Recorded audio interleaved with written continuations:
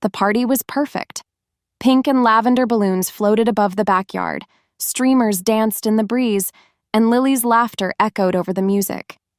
She'd just turned 13, and I wanted her to feel celebrated, truly celebrated. After everything this past year had thrown at us, she deserved it. Vanessa brought cupcakes shaped like mini purses and makeup kits. Ethan set up the karaoke machine. Kids were running around with snow cones, and adults sipped wine under the string lights. It felt good, like maybe things were finally steadying. That's when I saw Harold. He wasn't smiling. While everyone else was chatting or filming the kids on their phones, Ethan's dad stood alone near the back porch, watching. Just watching. Our eyes met. He gave me a tiny nod and motioned with his hand. Subtle, but urgent. I slipped away from the kitchen, weaving through guests, past the cooler and the gift table. Harold met me by the side gate, away from everyone's eyes. "Rachel," he said quietly. His voice was low and strained, like he didn't want anyone to overhear. "You need to leave. Right now." I blinked. "What?" He looked over his shoulder before meeting my eyes again. "Please, just trust me, take Lily and go." My heart dropped. "Harold, what are you talking about? Is someone hurt?" He shook his head. "No. But you don't want to stay. Not another minute." There was something in his face.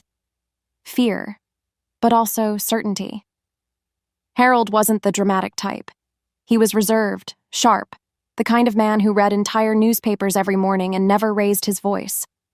I'd known him for over a decade, and in all that time he'd never spoken to me like this.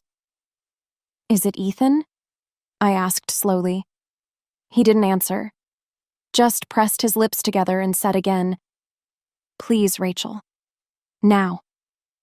I looked back toward the house. Through the window, I could see Ethan talking animatedly with Vanessa. They were laughing, holding wine glasses. The music had changed to one of Lily's favorite songs.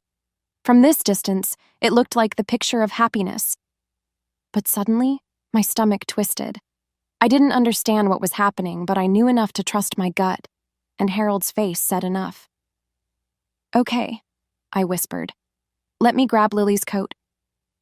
Harold touched my arm gently. "Be quiet about it. Just go." I found Lily near the dessert table, giggling with two of her friends about something on a phone screen. "Hey, sweetheart," I said softly. "Come with me, okay?" "Why? The cake's about to—" "I know, baby, but we forgot something at home," I said, forcing calm into my voice.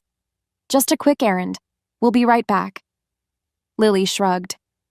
"Okay." I guided her to the front of the house, grabbed my keys from the hook, and waved casually to anyone who looked our way. No one stopped us. No one asked questions. It was just a mom and daughter stepping out for a minute. Once we got in the car, I exhaled. Slowly, deeply. My hands were shaking, just a little. "Mom?" Lily said beside me, buckling her seatbelt. "Is everything okay?" I glanced in the rearview mirror. Ethan and Vanessa were still inside.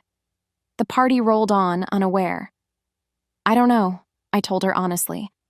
"But I think Grandpa just saved us from something." We pulled away, and I kept checking the mirror until the house disappeared behind us. What would you have done if someone whispered to you, "Leave right now," at your child's birthday party, with no explanation? Would you have stayed to find out, or trusted your instincts like Rachel? Drop your thoughts in the comments. I read every single one, and if this story already has your heart racing, hit like and subscribe so you don't miss the next part. I couldn't sleep that night. Lily had gone to bed after asking once more if everything was okay. I gave her a kiss on the forehead and told her yes, even though I had no idea if that was true. I sat on the couch in my robe, holding a cup of tea that had gone cold hours ago. My mind kept replaying Harold's voice. "You need to leave, right now." It echoed in my head like a warning bell I couldn't shut off. I wanted to believe it was all a misunderstanding, that Harold had overreacted, that maybe Ethan had planned a surprise for me and Harold mistook it for something sinister. But deep down, I knew better. Looking back, the signs were there, little things I hadn't pieced together until now. Just 2 nights before the party, Ethan came home talking nonstop about some new opportunity. He was buzzing, almost jittery. Something about a real estate syndicate that big players were getting into. He said words like guaranteed yield and passive income like he'd been practicing a pitch. I remember smiling politely and nodding as he went on and on. But when I asked where the capital would come from, his smile faltered for just a second. Then he brushed it off and said, "We'll work it out. Don't worry." I hadn't thought much of it then. Ethan had always been like that. Grand ideas, no groundwork. There was also the wine. Lately, he'd been pouring me a second glass before I'd even finished my first. "You work too hard, babe," he'd say. "Relax, you deserve it." I thought he was just trying to be nice, but now I wasn't so sure. And then there was Vanessa. She'd always been my best friend, or so I believed. But over the last few weeks, her questions had shifted. Subtle at first. "How's business?" she asked casually one day. "You still doing all the hiring decisions yourself?" Or, "What's your plan if you ever want to scale bigger? You thinking of bringing Ethan on as a partner?"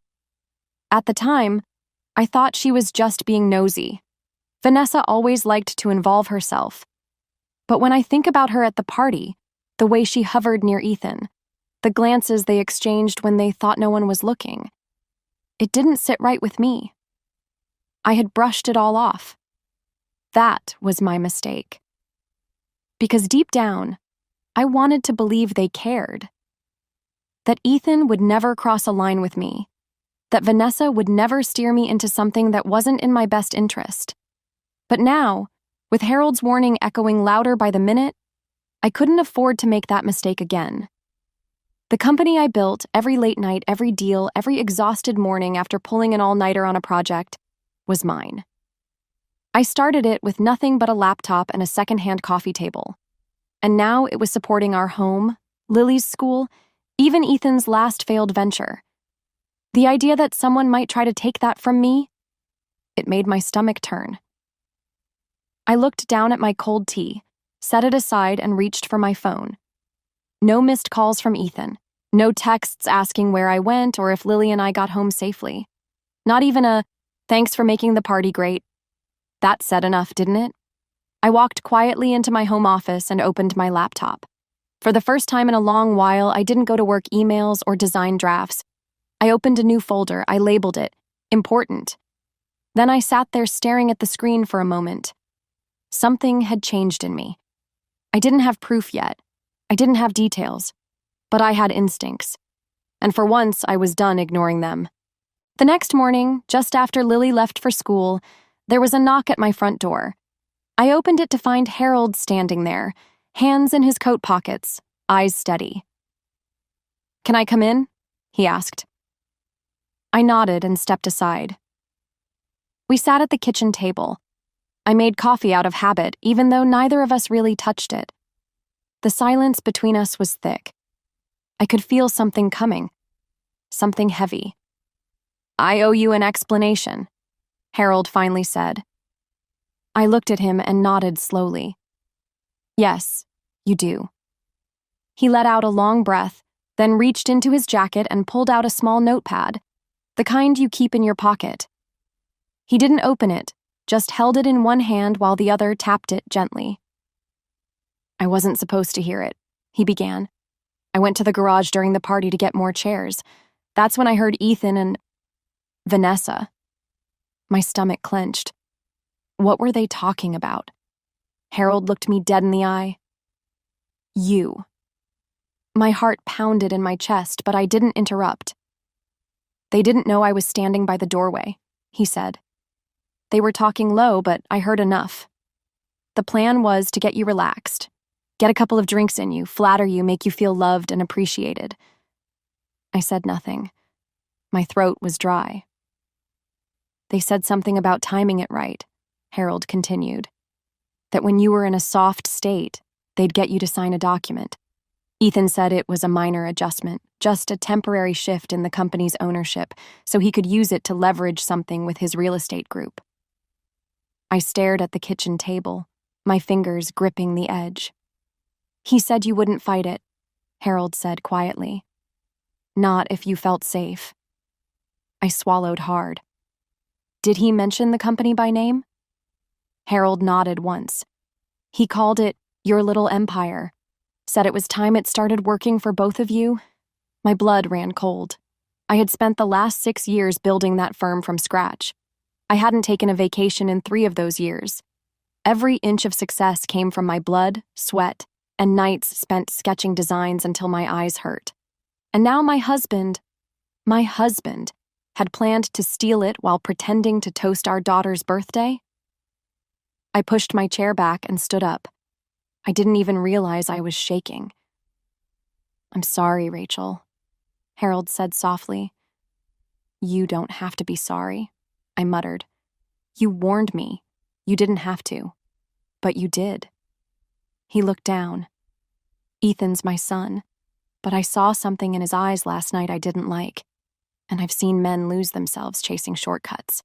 I've audited too many of them in my lifetime. I walked over to the window, staring out at the front yard. Leaves swirled in the breeze. Life outside was normal. Inside, my world had shifted. Harold stood slowly. I don't want to be in the middle of your marriage, but I couldn't sit back and watch it happen. I turned to him. What do you think he would have done if I hadn't left? Harold hesitated, then said, I think he would have smiled, handed you a pen, and made it all feel like love. That broke something inside me, because I believed him. He walked toward the door but paused before leaving. Be careful, Rachel. They were both in on it. And if they think you're onto them, they might change tactics. I nodded. When he left, I locked the door behind him. Then I stood in the middle of my quiet house, trying to process it all. My best friend and my husband. Planning something like that. Behind streamers and candles. Behind my daughter's birthday cake. They smiled in my face, and I almost didn't see it. Almost. But now I did. Later that evening, Lily and I sat on the couch together, wrapped in a soft blanket. A movie played on the screen, but I wasn't really watching. My mind kept drifting, spinning through thoughts I didn't want her to see on my face. She leaned her head on my shoulder. Mom? Was Grandpa mad at Dad at the party? I paused. Her voice was soft, but the question was too sharp for me to ignore. What makes you ask that? She sat up a little straighter. I don't know. I saw him staring at Dad a bunch of times. Like, really staring. I muted the TV. My heart beat faster. What else did you notice, sweetheart? Lily bit her lip, thinking. Vanessa kept whispering to Dad when she thought no one was looking. It was weird, like she'd stop talking whenever I got close. I turned to face her. Did you hear anything they said? She shook her head. No, but they were looking at you. I think they were planning something. I don't know what, but the way they acted gave me a weird feeling. I tried to stay calm, but inside I felt a jolt. My 13-year-old daughter had picked up on it too. And, she added slowly, remember when I spilled lemonade and you went inside to get paper towels? I nodded. Well, Dad took something out of the drawer in your office. I saw him through the hallway mirror. It looked like a folder or something. Then he closed the drawer really fast when he saw me watching. I blinked. Are you sure? She nodded. Positive. That drawer was where I kept important company papers, stuff that wasn't meant to be shared, not even with Ethan. He said he was just checking to see if the printer had paper, Lily said, but I don't think that's true. I didn't say anything right away. I was trying not to show too much on my face. The last thing I wanted was to scare her or make her feel responsible for things she couldn't control. But I couldn't ignore what she was telling me either. And one more thing, she added. When I went to get more cake, I heard Dad tell Vanessa something like, "Just follow my lead." I don't think he knew I was standing there. I looked at her carefully. Did he seem angry? No, he was smiling, but not his normal smile. It felt fake. I pulled her closer and kissed her hair. She laid her head back down on my shoulder and we sat in silence for a while. "Lily," I said gently, "thank you for telling me." She nodded against my arm. "I don't know what's going on, but it didn't feel right." That sentence stayed with me long after she fell asleep that night. It didn't feel right. That was the same feeling I'd had when Harold told me to leave.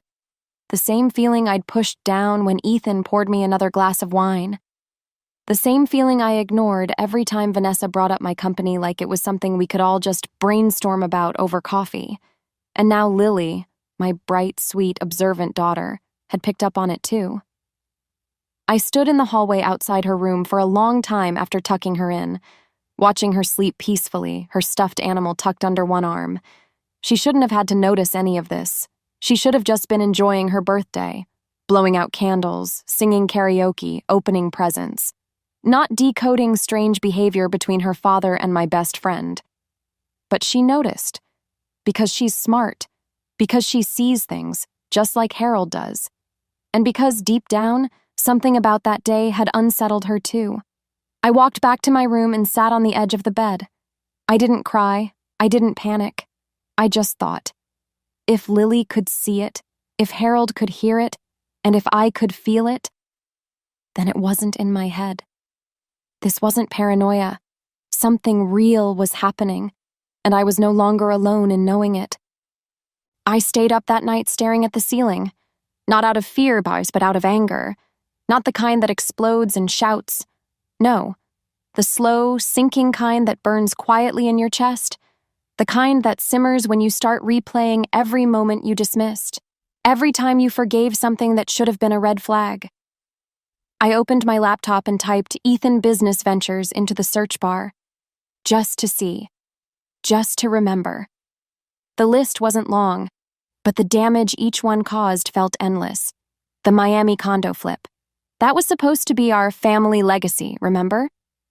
Ethan convinced me we needed to borrow from my business line of credit to get in before the big wave. He even got our neighbor to invest. 2 months later, the developer was sued, permits fell through, and Ethan swore it was bad luck. I covered the losses and kept my head down. Then came the crypto phase. Ethereum, Litecoin, some new startup coin that Ethan swore was about to explode. He drained our savings, bought in at the top, and the market crashed 3 weeks later. He called it a learning experience. I called it devastating. Still, I said nothing. I kept working, paid off the credit cards, focused on the business.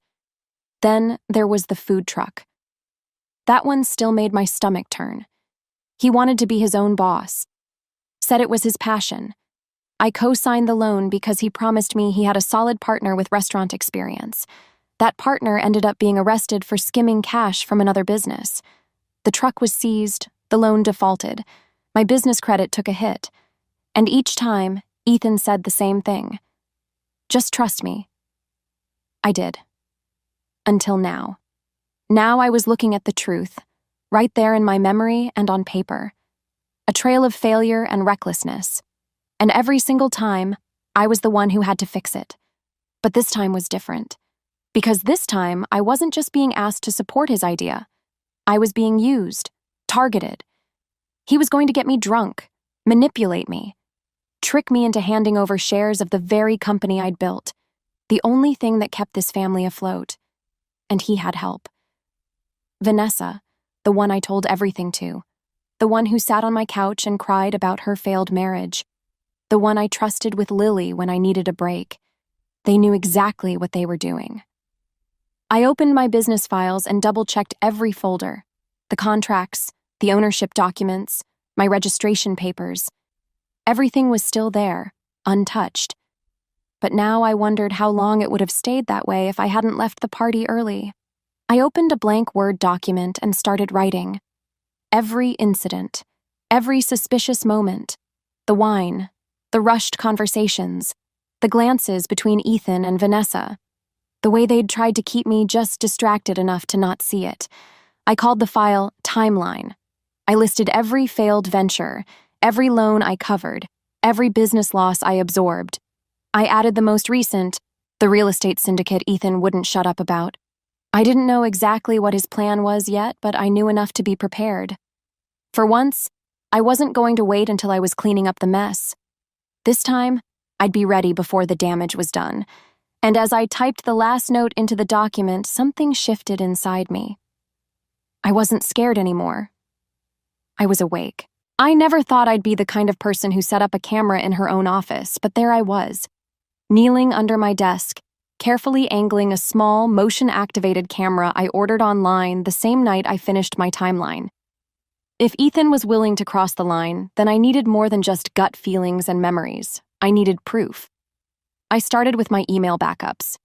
Years of correspondence, invoices, contracts. I had it all organized. But I wasn't looking for business records this time. I was looking for slips, little moments, comments, anything that might confirm what Harold overheard. And after hours of scanning, I found one, buried in a forwarded message from Ethan. He'd sent me a friendly update about his investment group 2 weeks ago. Attached was a PDF. I had ignored it at the time, but when I opened it now, I noticed something strange at the bottom. With access to temporary collateral, even via spousal-controlled asset channels, participation can be fast-tracked. Spousal-controlled asset channels. That was me. I leaned back in my chair and let that sink in. He had already pitched the idea to someone, and he used my assets, or at least the illusion of having access to them, as leverage. I kept digging. 2 months ago, Lily had used my phone to record a school project, a pretend interview she did with me while I worked at my desk. I remembered how cute she was sitting in my chair pretending to be a journalist. But while looking through those old video files, I found one she hadn't mentioned. It was only 37 seconds long. The camera pointed at the ceiling. The phone must have been lying on my desk, recording by accident.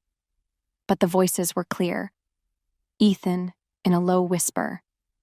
She doesn't need to know. She just has to sign. One signature, and it's done.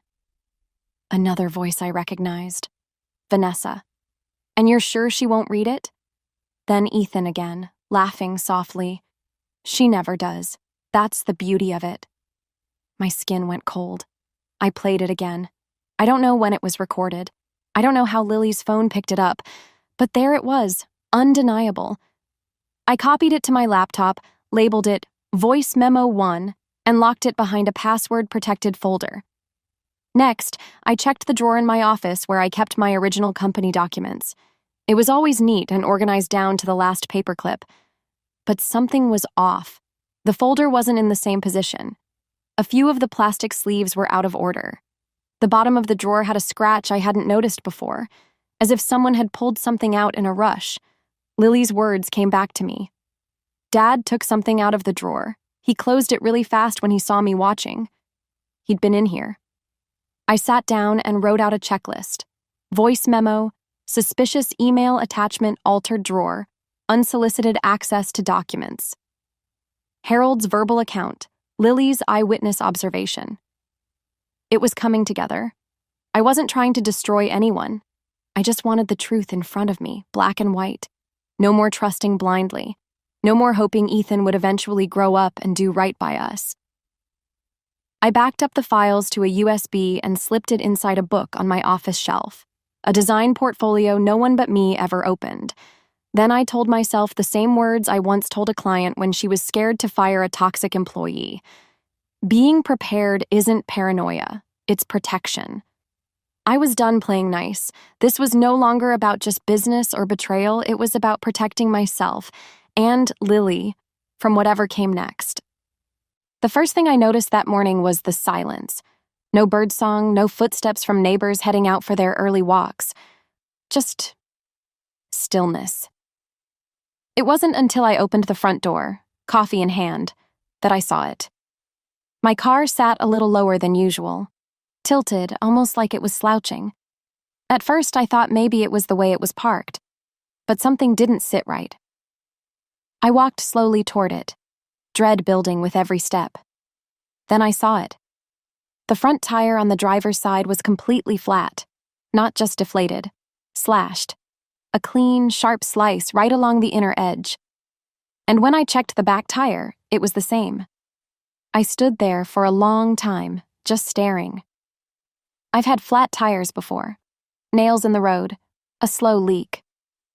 But this was deliberate. I turned back toward the house, trying to think. Was it a warning? A scare tactic? A message? Harold's voice echoed in my mind. If they think you're onto them, they might change tactics. Until now, everything had been quiet. Subtle manipulations, whispers, setups. But this was different. This was bold. I called Harold. He answered on the second ring. I need you to check the cameras, I said. He didn't ask why. He just said, I'll be over in 20 minutes. By the time he arrived, I'd already moved Lily to the back of the house with her tablet and headphones. I didn't want her seeing the tires. I didn't want her feeling unsafe, not if I could help it. We reviewed the garage camera footage on Harold's laptop, sitting at my kitchen table in silence. It was grainy and black and white, but the motion sensor had captured a figure moving through the side gate just after 3 a.m. The person was wearing a hoodie, head down, staying close to the fence line. The face wasn't clear, too dark, too far. But I didn't need to see the face. I already knew. No one else had a reason to do this. Harold leaned back in his chair. They're getting desperate. They think I'll back down, I said quietly. He nodded. Or that you'll get scared and hand them what they want just to make it stop. I looked at him. Then they don't know me at all. I walked into my office and retrieved the USB drive I'd hidden days earlier. The file was complete now. Voice memos, screenshots of emails, photos of the tampered drawer, Harold's written statement, and Lily's account of what she saw and heard. I'd even recorded myself reading a detailed timeline into my phone, just so there was a full audio log from my perspective. It was all there.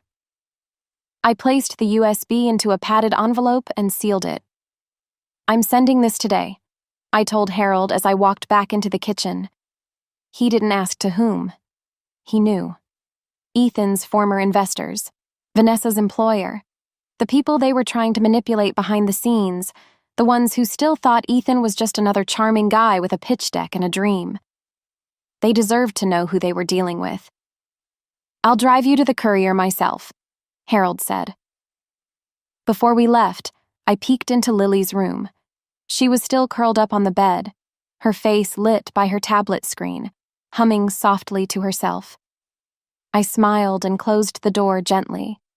She didn't need to know what I was about to do. Not yet. I wasn't doing this out of spite. I wasn't even doing it for revenge. I was doing it because I had to. Because someone tried to trap me. And now they were trying to scare me.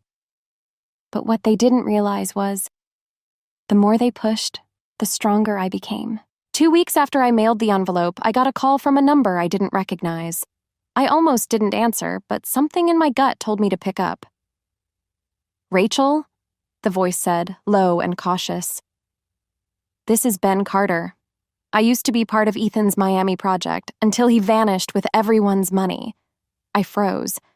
Ben Carter, one of the original investors Ethan had burned years ago, the one who took out a second mortgage to join that doomed condo flip. I got your letter, he continued. I just wanted to say, thank you. You're not the only one who's been lied to. He wasn't angry. He was relieved and determined. That one call turned into 5 more, then 10. One by one, people started reaching out. People Ethan had used, manipulated, misled. Some had lost money. Others had lost jobs. A few, like me, had lost years of peace. Harold helped coordinate everything. The evidence was solid. Dates, transactions, screenshots, even voice notes I'd saved of Ethan boasting to Vanessa about getting Rachel out of the way just long enough. It was all out now, and once it started unraveling, it didn't stop. Vanessa was fired from her job. Her name had been tied to too many shady meetings and misrepresented partnerships. I didn't celebrate it, but I also didn't lose sleep over it. Ethan, on the other hand, well, he tried to talk to me, called, texted, left voicemails full of fake apologies and desperate backpedaling. I didn't answer any of them. The last message he sent read, "I never meant to hurt you. I just needed a break, a win. You always had everything." No, I didn't have everything. What I had was resilience, discipline, a backbone he thought he could borrow and bend. But he was wrong.